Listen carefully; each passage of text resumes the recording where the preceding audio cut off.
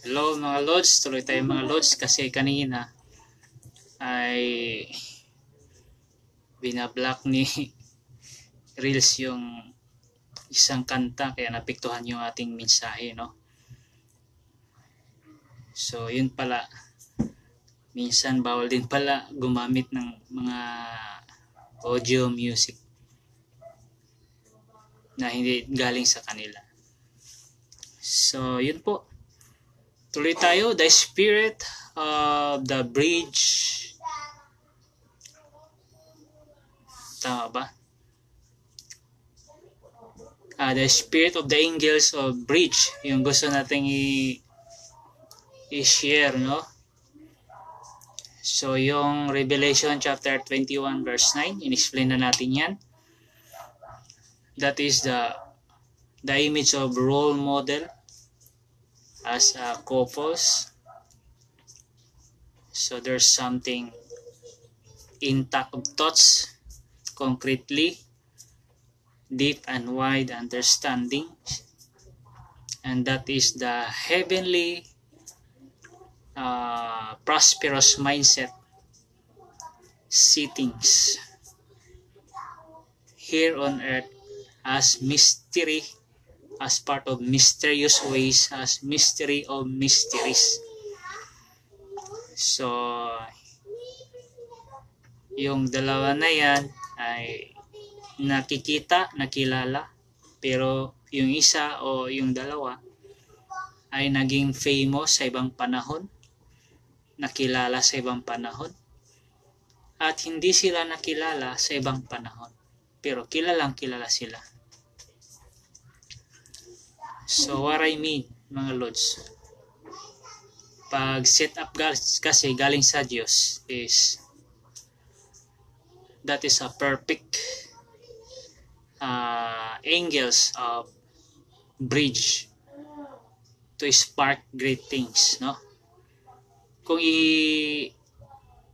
isalaysay natin yung presence ng Diyos when it comes of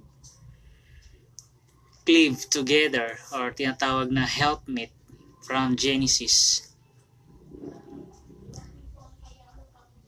Kung i-analyze mo rin yung Revelation chapter 21 verse 9, there's another new beginning of multiplications of the entrance. Kasi it's more about entrance eh.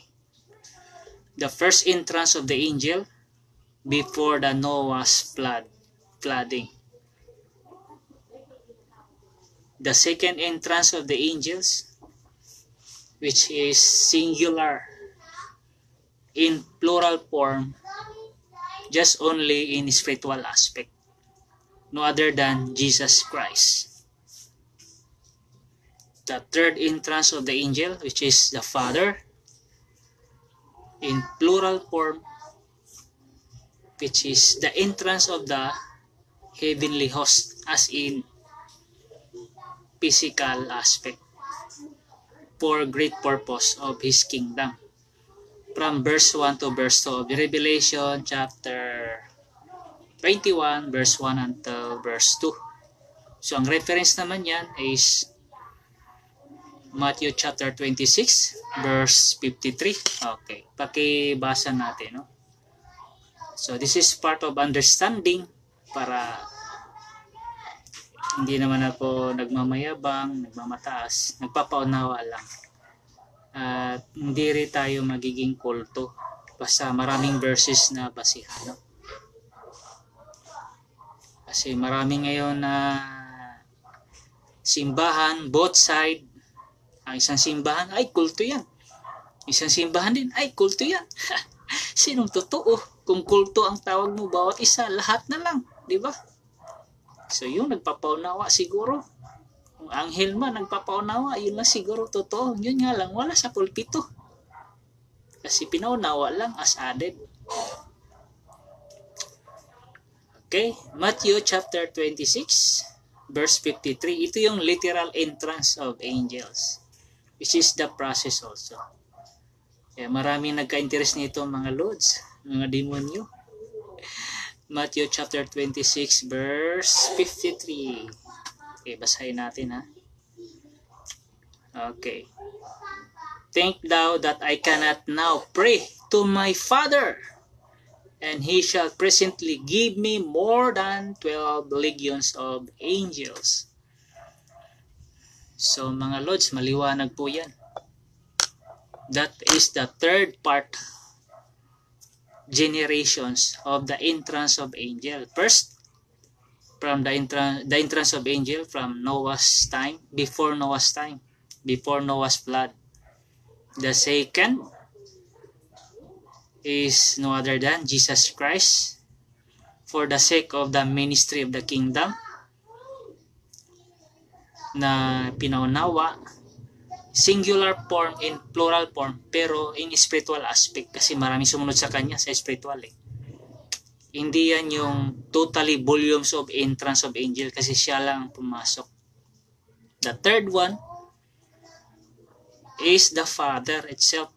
Talagang ipapasok yung, ima-migrate niya yung angel ng langit kasi ang Father lang nakakita ng anghel sa heavenly host. Ipapasok dito sa mundo yan for the sake of the kingdom of God, according to Revelation chapter 21 verse 1 until verse 2. The new heaven and new earth, the new Jerusalem descended out from heaven. Pag sinabing new, all things new as added.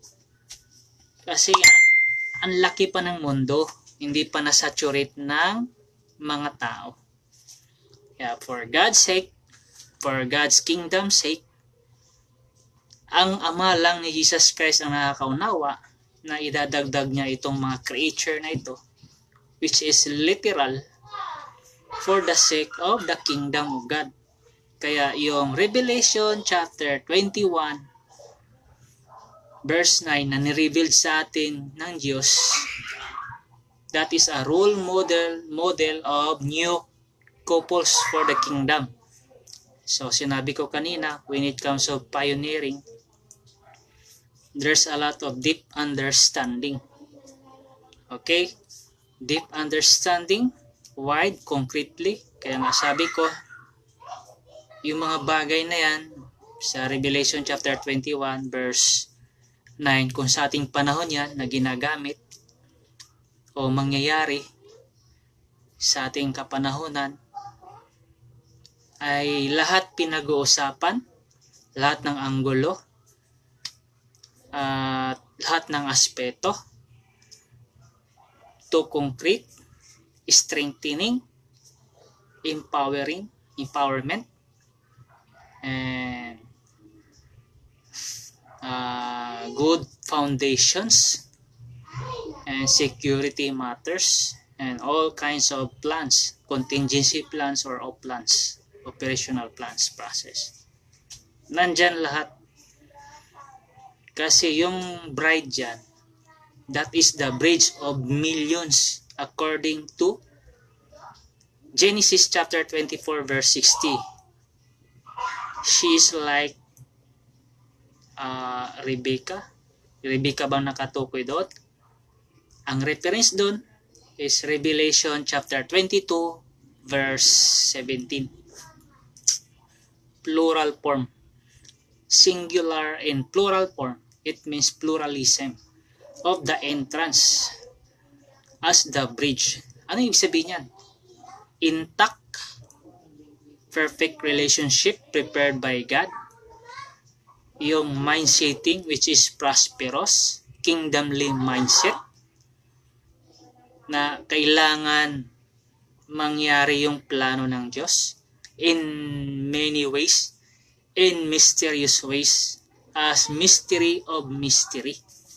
Yung Revelation chapter 21 verse 9, that is a mystery of mystery. Kakaiba po yung marriage life dyan. Hindi katulad ng nakasanayan natin ngayon. Hindi nyo pwedeng i-insist yung nakasanayan natin ngayon sa thought structure ng Diyos sa Revelation chapter 21 verse 9. Magkaiba po yan na thought structure when it comes of kingdomly mindset. Kingdomly mindset marriage life yan.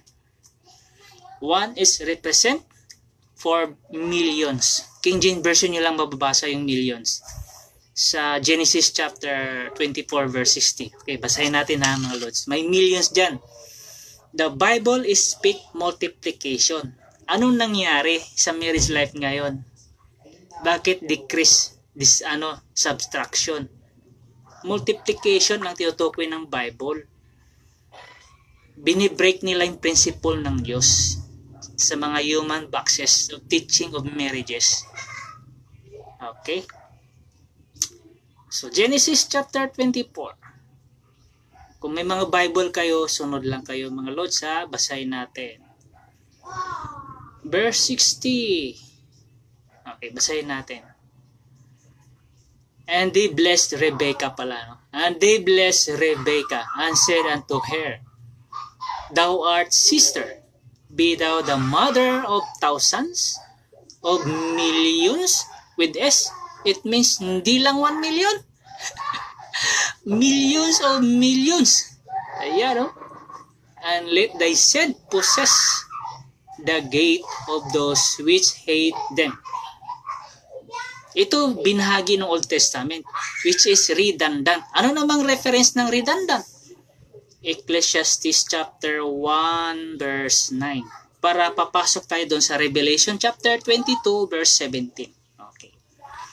The verse of redundant events of this world. Paulit-ulit lang yung cycle. Mangyayari noon ay mangyayari uli. Ecclesiastes chapter 1 verse 9. Ayan, basahin natin. The thing that had been, it is that which shall be. And that which is done is that which shall be done. And there is no new things under the sun. Ayun, yung nangyayari noon, sa panahon ni Rebekah na binibless siya, that you are be the mother, and you are be the sister, and you are be the mother of thousands and millions. Okay? Napakaganda, no? Blessed one. Si Rebekah. Kaya, yung redundant event, binanggit na natin sa Ecclesiastes chapter 1 verse 9. Mangyayari uli yan. Sa panahon, kung sa ating panahon ngayon, yung pinaunawa ng anghel, kung ba ako anghel, papaunawa sa inyo. Yung bride dyan sa Revelation chapter 21 verse 9, that is my sister, and that is the mother of thousands and millions. Saan naman ang reference ng the mother of thousands and millions? Invitations. Magtawag. O, saan natin mababasa yan? Revelation chapter 22 verse 17. Ito ha. The mother of thousands ito, and the mothers of millions. Verse 17. And the Spirit and the bride says, ayan, come. Yan, nagtawag oh. Come, and let him that heareth say, come. And let him that is athirst come. And whosoever will let him take the water of life freely. At ang espiritu at ang kasintahang babae ay nagsasabi, halika. At ang nakikinig ay magsabi, halika. At ang nauhaw ay pumarito. Ang may ibig ay kumuhang walang bayad ng tubig ng buhay. Multiplications of life as added helps in God's purpose ministry. She is the mother of thousands and millions again. Redundant. Kaya yung babae na yan, yung bride, that is mystery. Hindi nakilala ng iba yan. Pero nakilala siya ng iba. Yun nga lang, yung way of marriage kakaiba, hindi expose. Kasi nasa stage of pioneering. Parang si Rebekah lang na binabasbasan lang siya na you are be the mother of thousands and millions. Kasi yung marriage lives noon mga Lords, sa panahon ni Rebekah at Isaac, pag sinabi lang ng kanilang ina at ama na puntahan mo doon ang aking kamag-anak, at doon ka maghanap ng mapangasawa. Yun po ang klase ng marriage life nila noon. Hindi expose. Hindi pinahayag na katulad natin ngayon na pinagmamayabang. Pero at the end, para ay regrets, nagkakahiwalayan din. Ganun po yung sistema ng marriage life noon. Utusan lang sila ng kanilang mga magulang. Ito, para yung yaman nila ay hindi mapunta sa iba, kamag-anak yung aasawahin nila. Pero malayo ng kamag-anak, pero isang dugo lang. Pumunta ka doon sa aking kamag-anak. Hanapin mo yung mapapangasama mo doon. Hindi expose yung marriage. Yan yung mangyayari sa Revelation chapter 21 verse 9. Hindi siya expose na katulad ng boxes of marriages natin ngayon. Ng human boxes, human government. Kaya maganda lang tingnan kasi decorations nga naman, napakaganda. Sumpaan-sumpaan ko, no? Pero hindi naman nagkakatuluyan ng habang buhay. Nagkakahiwalayan pa, no? So, yun po ang kaibahan. That is the mystery marriage settled from heaven when it comes of pioneering stage. Kasi pioneering stage yan eh. That is settled from heaven, from the presence of God, the bride as the bridge, and the lamb as the wisdom structure of thoughts. Mag-i-spark sila. Kaya mag-aralan silang dalawa, mag-usapan sila ng dalawa. Kasi dapat helpmate talaga yung bride dyan when it comes to strengthening the kingdom of God. Ang bride ang magtawag, magtulungan sila magturo para yung kingdom ng karya ng Diyos ay malakas, hindi weak. So, nagets po mga lords. When it comes of kingdom kasi, dapat talaga yan pagtulungan na maging strength yan. So, yung bride dyan, yan yung sinasabi ko na one in number as well as one in unity. Yan yung totoong meaning ng one. Mag-isa lang yan, pero she is the mother, she is the role model of marriage lives of the kingdom of God as the sister of the Lamb, as the bride of the Lamb, as the mother of thousands and millions, to spark great things, to establish the second from the presence of God from heaven, to establish the kingdom of God here on earth, para may taas yung pangalan ng Diyos, hindi may taas yung pangalan ng tao, na kahit sino man tao dyan na tinataas ng mga membro ng mga simbahan, hindi yan. Hindi rin pangalan ng simbahan na pinagmamalaki ng tao na masisira lang din at may maintenance pang mga kulay-kulay. Hindi yan. Pangalan ng Diyos ang itataas. At hindi pangalan ng simbahan. Sana naman natin mababasa yan para may taas yung pangalan ng Diyos sa karyaan niya. Kasi marami ng bula ang preacher ngayon. Yun yung Diyos pa yung pastor. Sabi ko nga sa Romans chapter 3 verse 10, mga buang yung mga tao dyan. Uunawain mo, buang naman talaga. No one is righteous. No, not one. Buang ang ibig sabihin dyan. Hindi lang nila mabanggit. Kasi during the discipleship, habang yung mga disciples nangangaral, they will experience or they encountered many demons. During the time of Jesus Christ, di ba? Sabi ni Jesus Christ, okay, dala-dalawa, huwag kayong magdala ng sopot. Okay, mangarat kayo doon. Di ba? Nangyari yan, dalawa-dalawa. Pagbalik nila, report. Nag-report yung mga disciples. Sabi ng mga disciples, Panginoon, nakapagpaalis kami ng mga demonyo. Anong na-encounter nila? Mga buwang. Kaya isinulat nila yung Romans chapter 3 verse 10. It represent the Old Testament lifestyle until Jesus Christ, na no one is righteous, no not one. Pagdating sa 23, 24, 25, siguro mababasa mo doon, shall no difference fall short the glory of God. Mga buang ang isip. May mga demonyo na. Kaya si Jesus Christ nakatagpo ng inalihan ng demonyo sa simenteryo kasi mga buang na yung mga tao. Tapos sa itataas mo yung tao, maraming magandang dila. Tapos tataas ng tao.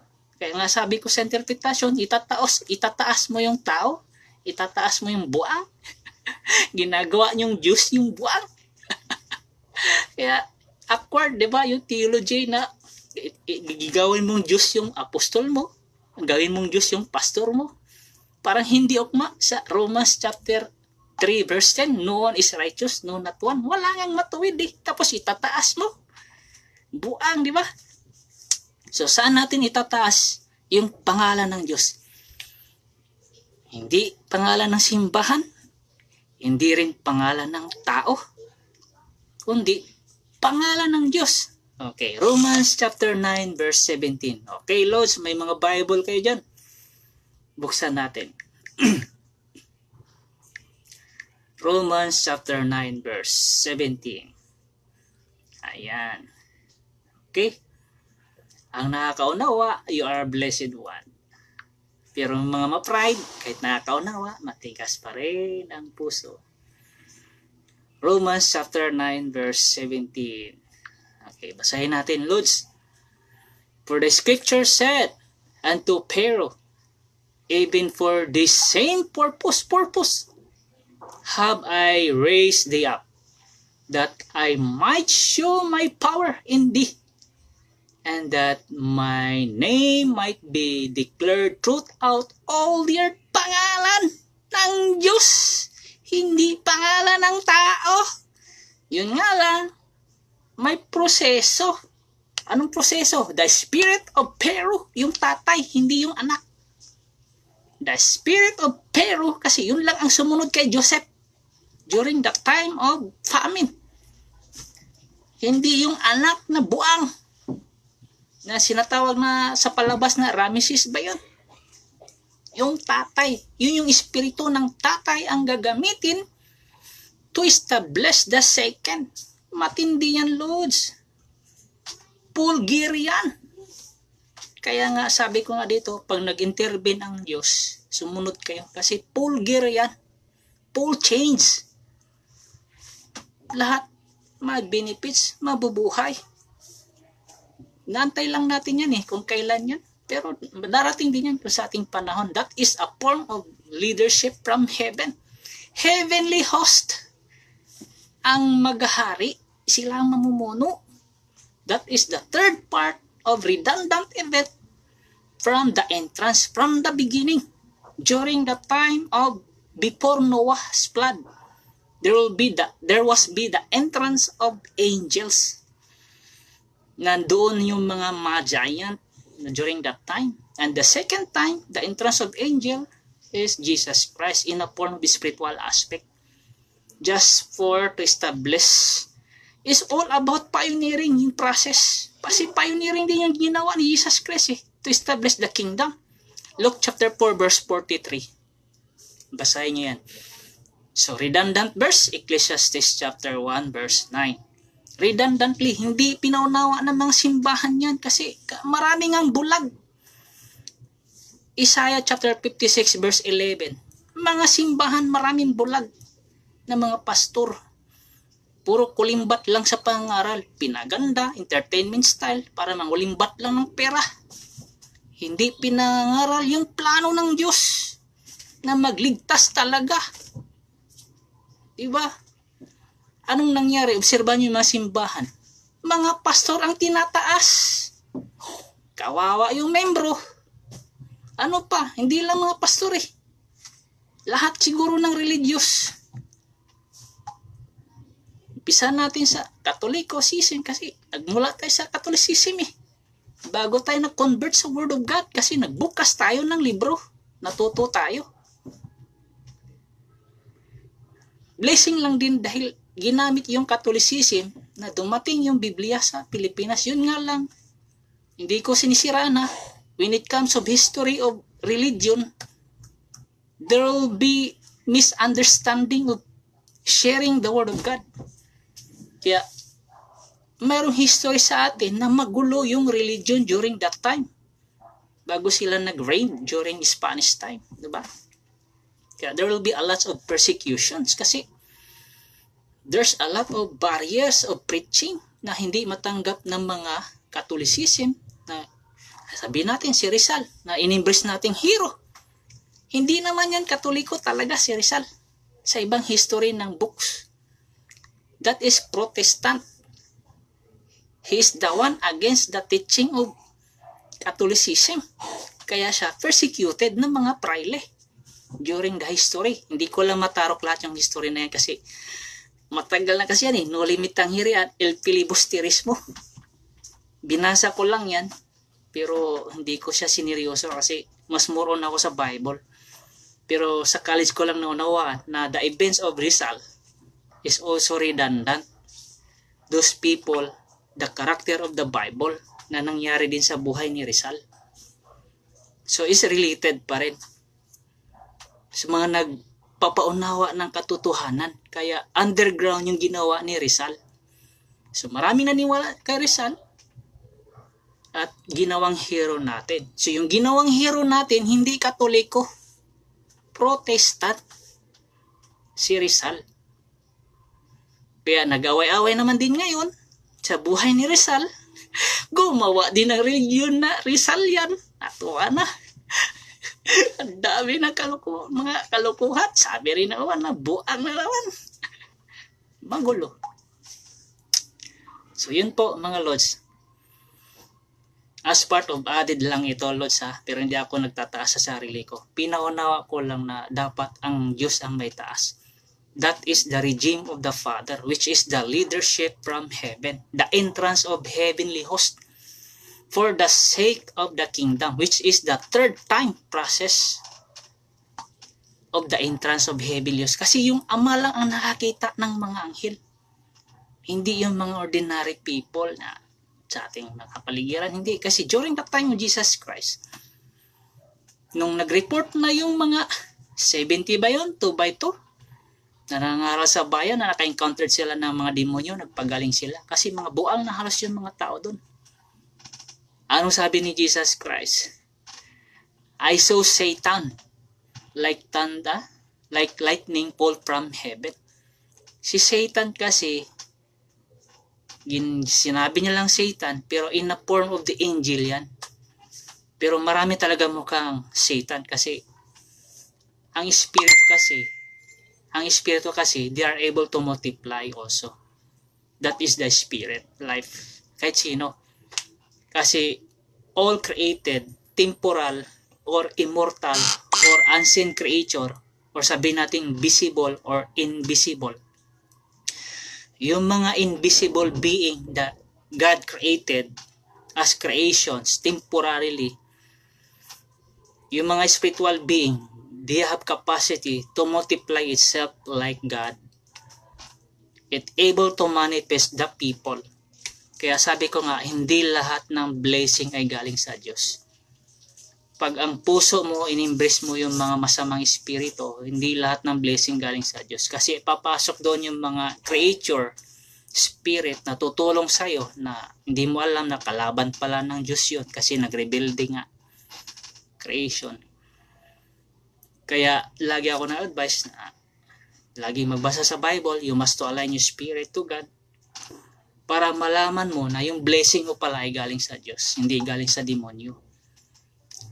So dito mga Lords, hindi lang binibreak ko yung religion kasi wala nga akong religion. So it means to say, iniwasan natin yung away. Kasi one of the reasons of the Bible, bakit walang solusyon minsan, walang nagpapaunawa ng solusyon, because of religious war. Pag sinabing religious war, that is religion aspect. Kaya pinanawa ko dito na ang law of God, that is not religion. That is a command. Command is not a religion. Command lang.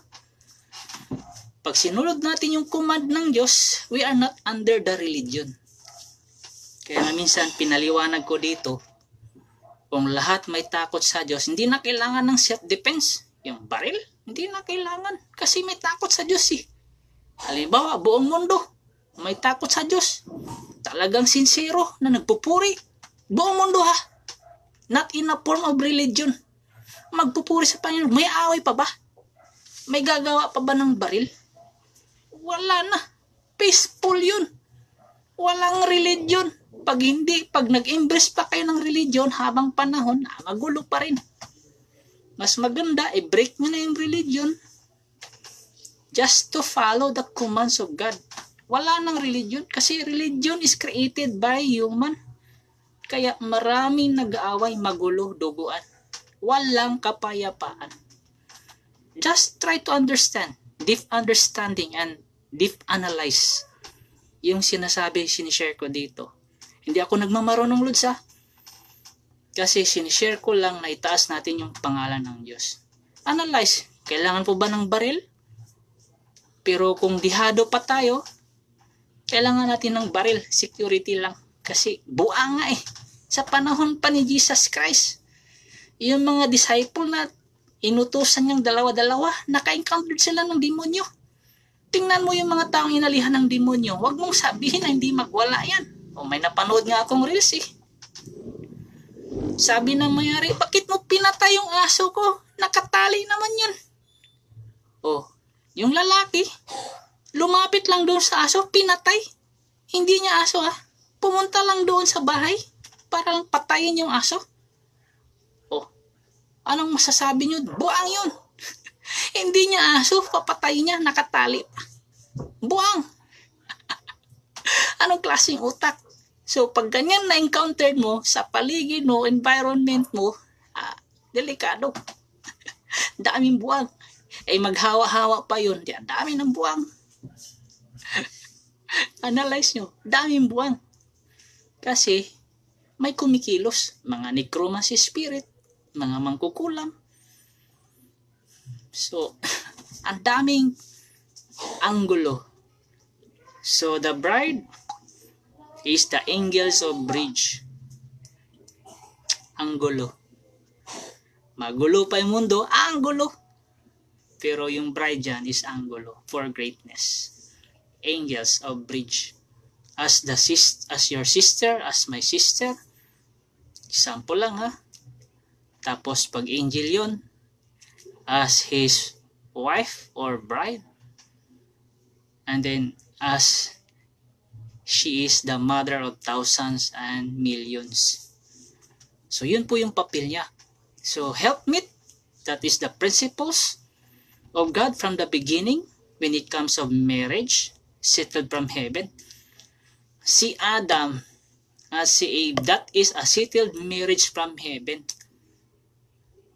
Matatawag man nating improper from the human thoughts of marriages kasi wala nga namang piging.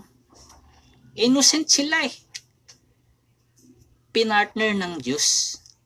Dahil nga innocent sila, sa kapabayaan ni Adan, nadali si Eva. Kaya the principles of God, dapat talaga hindi magkahiwalay yung dalawa. Kasi sa ating panahon pa lang, sa mga expression ng mga salita, mag-asawa nga, malangkat pa manggani. Sa Bisaya, malangkat. Ibig sabihin, makuha pa, maagaw pa ba yung asawa na babae. Lalo na pag maganda, nagka-interest yung ibang tao. Lumayo lang si mister sa ibang bayong bansa. Nadali yung asawa. Nangyari yan. May kapitbahay kami dito na nagtatrabaho. Kung tumayo, parang security guard, may tsura din, konti. Nakadali ng asawa ng seaman. Kwento sa akin. Siyang dumali sa asawa ng seaman. Kasi nasa malayo yung asawa. Dapat hindi magkalayo yan. Helpmeet as workmanship. That is the principles of marriages of God. Kaya nga sabi ko, hindi nakatupad yung gobyerno patungkol sa marriage life. Sila mismo nagpapahiwalay yung pagbibinta ng tao. Pagbibinta ng tao, yung magtrabaho sa ibang bansa. Pagbibinta ng tao yan. Slave. Kasi pera nga naman. Yan ang pinaka-deep meaning, slavery, bondage. Bibinta ka para kumita yung gobyerno. Wala namang ganyan noon Kailan pumasok yan? Yung abroad. Isipin nyo anong years. Kailan umpisa yung abroad. Kailan nag-umpisa yan? sa corruption dahil sa kahirapan. So, naintindihan niyo po mga Lords, the principles of marriages of God, dapat hindi magkahiwalay. And that is the principles of the King Boaz during the time of Ruth. Kaya, yung Revelation chapter 21 verse 9, kung ikaw yung babae na tinutukoy ng Diyos na settled from heaven prosperously, there's a lot of talks and concrete substance, concreting side by side from the inside out. Lahat i-fix yan. That's part of fixing of the Father, which is the angel from heaven. According to Revelation chapter 22 verse 16, sabi doon, I angel, I Jesus send my angel. So yung si Jesus Christ and the angel working together just to establish the second, to concrete, to strengthen the kingdom of God. Hindi pa tapos yan. Process pa lang yan. Tapos ang daming theology ngayon na tinapos na yung plano ng Diyos. Paano? Baksis eh. Hindi sumunod sa structure ng Bible. Diba? Sabi ko dito, basahin lahat ng chapter para malaman mo yung plano ng Diyos. Pagkatapos basa lahat, isip, analyze. Before mag-conclude. Then, bago ka gumawa sa ibang bagay, hindi na kailangan mag-create. Understanding lang. Kasi nasa Bible na eh. Concrete structure. Anong nangyari? Kaya nagkagulo-gulo. Payabangan ng utak. Matalino ako. Magaling ako sa pulpito. Deny hard ng mga tao. Ginawang Diyos. Problema. So yun, ang laki ng problema. Magulo. Natuklasan ng anghel. Binasa. Ang laki pa palang plano ng Diyos tapos tinapos na ng simbahan. Kaya hindi na nagpipilosip yung anghel sa mga simbahan kasi tinapos ng mga bulaan. Ba't natin nasabing bulaan? Baksis eh. Isaiah chapter 56 verse 11. Basahin niyo dyan. Mga bulaan. Hindi lang naman yan literal na pastor, mga shepherd, mga leaders of nations and people, organizations, lahat yan dyan. Kaya sabi ko mga Lords, marami nagagalit sa akin. Pero hindi ako natatakot kasi they are condemned already. Yan ang labanan po. So, alert lang lagi. So, kinondem sila ng Ama ni Jesus Christ. Hindi pa makapasok sa langit, impyerno pa. Kasi the Bible speak a lot of corrections. Ang demonyo kasi mga Lords, ayaw nilang ma-question. Kahit mali na, kaya todo na lang sikap, gagawa ng mga libro, kwento, itanin sa tao na sila tama. Ang tao naman ay hindi nagbabasa, hala ng hala. Tinatanggap, parang sa pagkain lang din yan, di ba? Kung anong lasa ng bibig mo, pasok lang ng pasok. Kaya kung lahat ng nakikita mo sa paligid, pinasok mo lang na pinasok sa utak, hindi mo alam na sumasakit ng ulo mo. Sa kaisip, sa mga nakikita sa paligid na hindi na maganda at delikado na.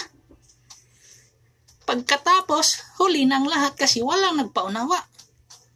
Diba? Ganoon naman talaga, diba?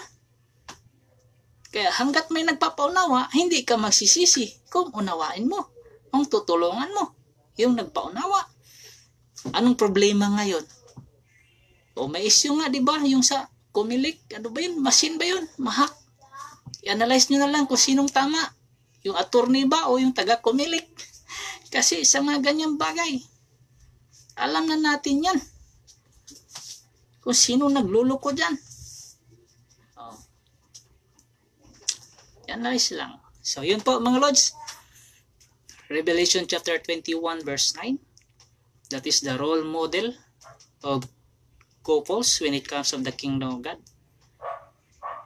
So there will be another structure of baptism that is from the baptisms of the Father and the bride as one. Kasi ibang format ng ministry yan when it comes of the kingdom.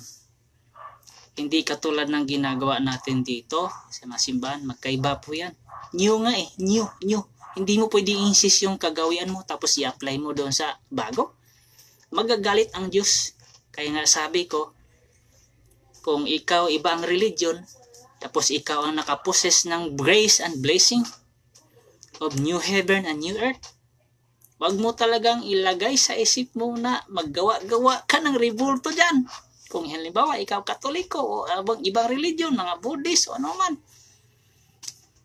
na napangasawa mo yung bride ng Diyos na set up from heaven, which is prosperously.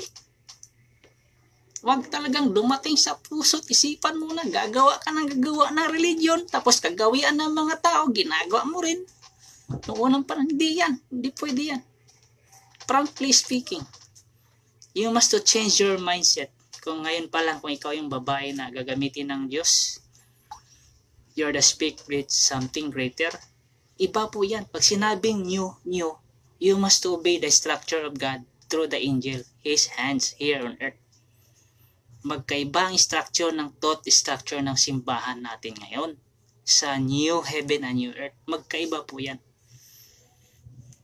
Oh, kung marunong ka mag-cross, marunong ako mag-cross yan. Tinuruan ako ng elementary. Oh, simba din ako sa Katoliko. Hindi na pwedeng ma-apply yan. Kasi new nga eh. Pag in-apply mo pa yan sa new, buang na talaga. Hindi yan galing sa Diyos. Kasi thought structure lang tao yan. Tinuro sa atin. Nagturo ba yung Ama, yung langit na ganun ang gagawin mo? Hindi ko kayo siniraan ha. In-explain ko lang na madagdagan natin yung ating kalaman at unawa na hindi na pwede apply yung mga thought structure sa Korean na yan. Kasi iba nga eh. New. Ang hindi nakakaunawa ng new, buang. Buang pa rin. Totoo. Pag sinabing new, bago. Huwag mong i-insist yung luma sa bago. Kaya nga sabi ni Jesus Christ, the old wineskin shall break, and the new wineskin all are preserved. Bagong thought structure yan. Hindi yung mga luma na kaisipan na pampanira pa rin. Pag in-apply mo yan sa bagong simbahan, ay magkagulo-gulo. Divisions again. Ikaw yung mag-spark ng kaguluhan. Kung ikaw bride na ayaw mo sumunod talaga sa thought structure ng Diyos, halimbawa lang yun ha. Kung ikaw ang ginamit ng Diyos, ikaw yung nakahanda na bride ng Diyos. Do not against the will and plans of God. We must obey the command structure of God. Wag mo i-apply yung nakagawian mo sa bago. Kasi you are causing of thought sparking of division. Magulo uli. Sasabihin ng ibang mga religion, ano ba yan? Alakalo ko ba? Walang pag-a-apply ng ano. Bakit may mga revolto na naman? Halimbawa, hindi lang naman Katolikong may mga revolto eh. Marami pa. Magagalit yung ibang religion. Alis na tayo dito. O di magulo. E di, sino magtanggap ng curse? Yung nag-spark ng kaguluhan. Divisions. And gaps of thoughts and the spirit. Hindi na nagkakaisa. Magulo. Walang kapayapaan. Kasi you break, you don't understand. Kaya lahat pinag-usapan when it comes to new. Revelation chapter 21 verse 1 and verse 2. New heaven and new earth and new Jerusalem descended out from heaven. It's all about new. Kaya nga sa Hebrews chapter 10 verse 9, o 10 ba yun? Just to establish the second. Bago, hindi luma.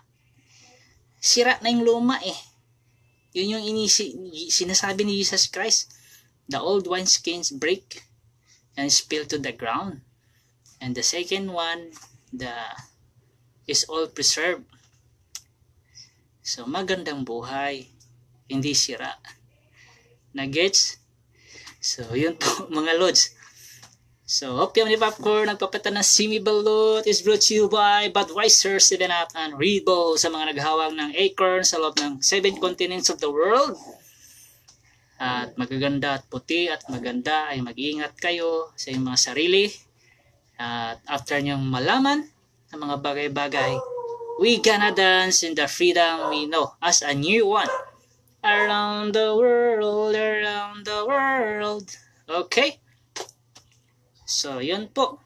Ako nga pala si DJ Bull Max Hero ang nagsasabi, sana ang ating buhay ay magliliwanag kahit patay ang ilaw natin ngayon sa ating mundo. Bakit? Because of pride, corruptions of thoughts. Wasak po kaya madilim. So once to spark light, you must extend your strength to the hands of God in these days, and that is the angel of God. Psalms chapter 78 verse 72, Isaiah chapter 5 verse 9 until verse 12, and Hebrews chapter 10 verse 31 from 26 to until verse 31. The hands of God is the angel of God here on earth to perform greatness of the kingdom of God as a new one. Okay?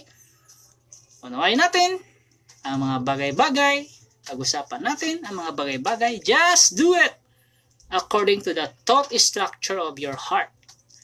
Ikaw yung ginagamit ng Diyos in these days. Okay? Nakita ng Diyos yan. Pero unawain mo yung mga sinasabi dito, in-explain para you can spark great things around the world. Kasi dami nag-aantay sa'yo eh. Ikaw lang inantay ng Diyos para matupad yung plano ng Diyos sa atin na kasaganaan na inasamasam ng mga mananampalataya. Dami ko nang narinig niyan na preaching sa ibang mga churches. Inantay lang yung grace ng Diyos. Yun nga lang, hindi matupad yung totoong grace kasi division, prideful, iba-ibang thought structure ng mga napag-aralan. Kunwari, fellowship ko, no? Pero paglabas, ang daming mga sinasabing di maganda, hindi pa rin nagkakaisa. Kaya pag nag-invite yung isa, walang pumunta. Magulo, walang pagkakaisa. The angel, God said, come. It means we work together. Luke chapter 1 verse 17. To make ready a people prepared for the Lord, gathered. Yan ang ginawa ng anghel ngayon. Kaso nga lang, matitigas ang mga puso at isipa. Ang sumunod lamang ay pagpalain. Ang hindi, mapapahama. Okay? Is obedience and obedience. Yan lang naman talaga. Dalawa lang ang buhay ng tao pagdating sa pangalan ng ating Diyos na buhay. Obedience and disobedience of the commands and wills and purpose of God. Okay? God bless.